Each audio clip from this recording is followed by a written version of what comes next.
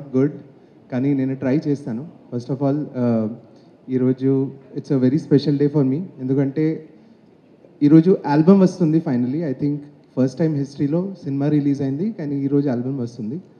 14 tracks ఉన్నాయి దాంట్లో. తర్వాత ఈరోజు 11 years ఆఫ్ స్వామి రారా కూడా, my first debut film. So it's an amazing day and it's an honour to be here. Thank you so much. నాకు అర్జిత్ సింగ్కి సంబంధించిన ఒక ఇది ప్లే అవుతుంది ట్రాక్.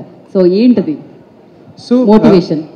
సో నేను Harsha use to always talk అంటే ఒక లవ్ సాంగ్ ఉండాలి ఆల్బమ్లో. ఒక లవ్ సాంగ్ లేదు, లవ్ సాంగ్ ఉండాలి. So for this can I call Harsha? Come Harsha please once again on stage. So యాక్చువల్గా రియల్ స్టోరీ చెప్పాలంటే ఈ song conceptualisation happened only on 10th of March. అసలు లాస్ట్ మినిట్. బట్ ఇలా అంటే మూవీలో when I watch the film, the chemistry between the lead and what you'll see in theatres, అది ఎంత బాగుంది అంటే I felt like we should have like a love track between them. So then Harsha will tell next. Hi అండి.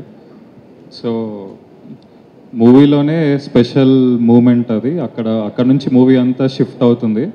So అక్కడ ఏదన్నా interaction వాళ్ళిద్దరి మధ్యలో ఇంకా స్పెషల్ ఉండాలి అనేది ఆల్రెడీ విజువల్ చాలా బాగా వచ్చింది.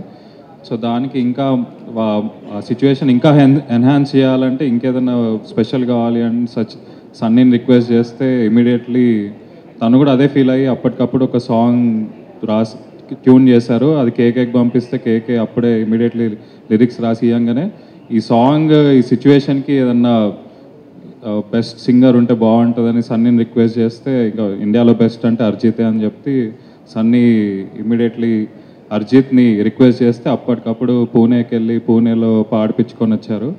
సో ఇలాంటివన్నీ మిరాకిల్స్ జరుగుతాయి మన మంచి కోసమే. సో అది మూవీకి చాలా ప్లస్ అయింది. ఈరోజు సినిమా చూసిన వాళ్ళందరూ అదే అడుగుతున్నారు, ఆ సాంగ్ ఏంటి, ఎప్పుడు రిలీజ్ చేస్తున్నారని. సో అది థ్యాంక్స్ టు సన్నీయే.